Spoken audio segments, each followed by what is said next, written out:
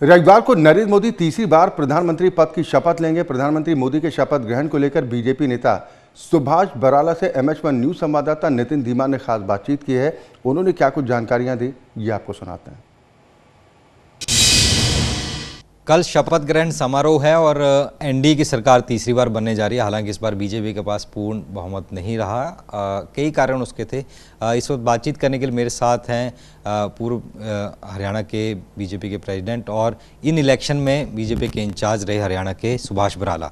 Sir, अब तो सरकार बन रही है, कल शपथ ग्रहण है, तो किस तरीके से देखते हैं, क्योंकि विपक्षी कह रहे हैं 5 साल नहीं चलेगी, तो इस पूरे इवेंट को आप कैसे देख रहे हैं, जो कल कई राष्ट्रों के वो भी आ रहे हैं, राष्ट्राध्यक्ष भी आ रहे हैं? देखिए, सबसे पहली बात तो यह है कि हमारे लिए और सभी देशवासियों के लिए बड़ी खुशी की बात है कि दुनिया के सबसे लोकप्रिय नेता नरेंद्र मोदी जी नेहरू जी के बाद एक नया रिकॉर्ड बनाते हुए तीसरी बार देश के प्रधानमंत्री के रूप में शपथ ले रहे हैं। अगली बात है, कांग्रेस पार्टी ये कह रही है कि ये सरकार 5 साल नहीं चलेगी। ये बिल्कुल निराधार बात है। कांग्रेस पार्टी के नेता अपने कार्यकर्ताओं को खुश करने के लिए, अपने वोटर को खुश करने के लिए ऐसी बात करें। वो तो ये भी कह रहे थे, कल तक, परसों तक कह रहे थे, कल तक तो उनका वहम मिट गया था कि नीतीश जी, चंद्रबाबू नायडू नरेंद्र मोदी जी को प्रधानमंत्री बनाने के लिए साथ नहीं आएंगे, लेकिन वो साथ भी आए और जिस प्रकार से मन के साथ और एक विश्वास के साथ अपनी बात कह करके गए एनडीए की बैठक में, जब नरेंद्र मोदी जी को नेता चुना गया एनडीए दल का, संसदीय दल का, तो मैं समझता हूं कांग्रेस पार्टी इस गलतफहमी में या खुशफहमी में कहीं ना रहे। सरकार बनी है, नरेंद्र मोदी जी कल शपथ लेंगे और जैसे कल उन्होंने कहा अगले इस टर्म में, और सहयोगी दलों ने भी कहा कि बड़े काम करने की जो जिम्मेवारी नरेंद्र मोदी जी के ऊपर है, बड़े और कड़े कदम उठाने की, निश्चित रूप से वो कदम उठाए जाएंगे और एक अच्छी सरकार नरेंद्र मोदी जी के नेतृत्व में देश में बनेगी, चलेगी। अगर बात करें चुनावों की, तो हरियाणा की बात कर लें, 10 से घटकर 5 सीटें आ गई, क्या कारण मानते हैं? देखिए, कारण बहुत सारे होते हैं।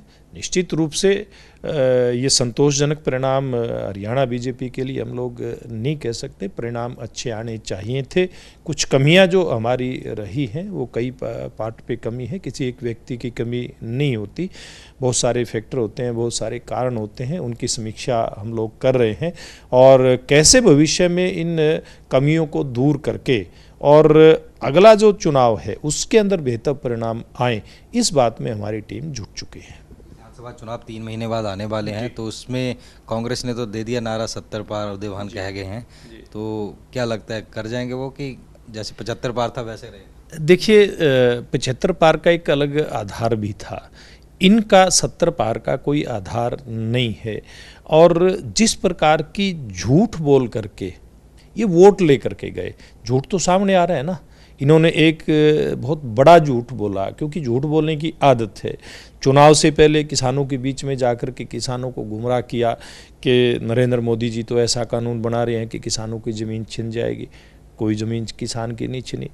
इन्होंने एक निराधार बात ये लोगों के बीच में फैलाई कि संविधान खत्म हो जाएगा, आरक्षण खत्म हो जाएगा, जिसका कोई कारण नहीं है। नरेंद्र मोदी जी से ज़्यादा कोई संविधान को प्यार करने वाला नेता देश के अंदर नहीं है। मैं समझता हूँ ये बात लोगों को समझ में आ रही है। इन्होंने कहा था कि हर महीने महिलाओं को खटाखट 8500 रुपये मिलेंगे। लोग इनके दरवाजे खटखटा रहे हैं, खटाखट, ये ढूंढे से नहीं मिल रहे हैं। ये सारी बातें जिनके चलते इन्होंने वोट बटोरा था, वो सारी बातें जनता के बीच में खुल चुकी हैं। इनका नकाब चेहरे पर से उतर चुका है। मैं दावे के साथ कहता हूं कि भारतीय जनता पार्टी को हरियाणा की जनता फिर आशीर्वाद देगी। धन्यवाद। बात करने के लिए ये थे सुभाष बराला, जिन्होंने कई मुद्दों पर हमसे बातचीत की। दिल्ली से कैमरामैन राजेश जोशी के साथ नितिन धीमान, MH1 न्यूज़।